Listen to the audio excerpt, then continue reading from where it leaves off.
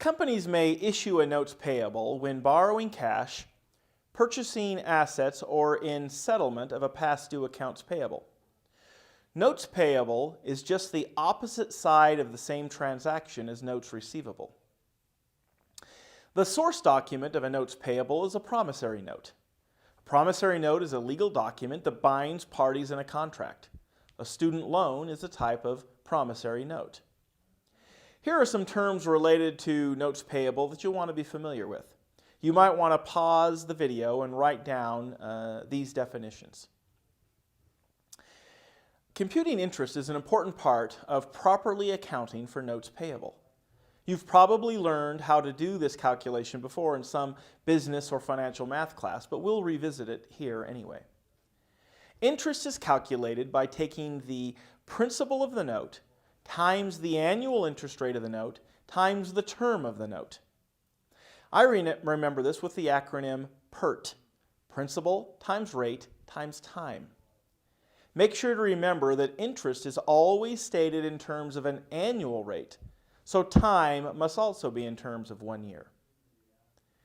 Here are some examples to reinforce that point. We have 3 notes here. Let's calculate interest for each of them. For note 1, interest is $10,000 times 6% interest times 120 3/65, which is equal to $197. You can see that the term 120 days is converted into years by dividing 120 by 365. For note 2, the interest is $50,000 times 4% interest times 6/12, which equals $1,000. You can see the term 6 months is converted into years by dividing 6 by 12. Finally, note 3 is for 1 year, so it's just the principal times the rate times 1. Let's look at a typical example. The Motley Crew Company issues a $5,000 3-month 6% promissory note dated May 1 to settle a past due accounts payable. The journal entry to record the note is a debit to accounts payable for $5,000 and a credit to notes payable, since the note was issued to settle the past due account, and it's also for the $5,000. Assume on August 1st, Motley Crew pays off the note and accrued interest. The journal entry to record the settlement of the note is a debit to notes payable for $5,000, a debit to interest expense for $75, and that's for 3 months of interest, and a credit to cash for $5,075. This amount equals the principal plus the interest. You can see the interest calculations on the slide.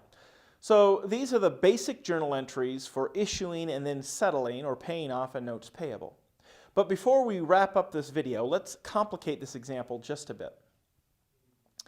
In this case, assume the transaction is dated December 1st rather than May 1st. How does this change any of the journal entries? Well, let's take a look at that. The issuance of the note is exactly the same. But now we have to make an adjusting entry on December 31st to accrue the amount of interest expense incurred for the month of December.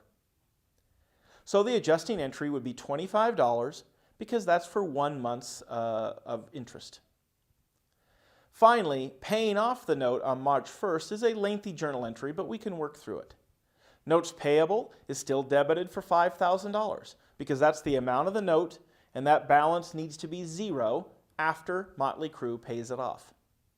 Interest payable, which has a credit balance of $25 from the December 31st adjusting entry, also needs to be debited for $25 because that account balance needs to be 0 after the note is paid off.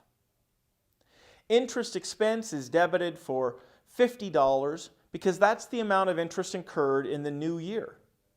Finally, cash is still credited for $5,075, which is the principal and interest paid.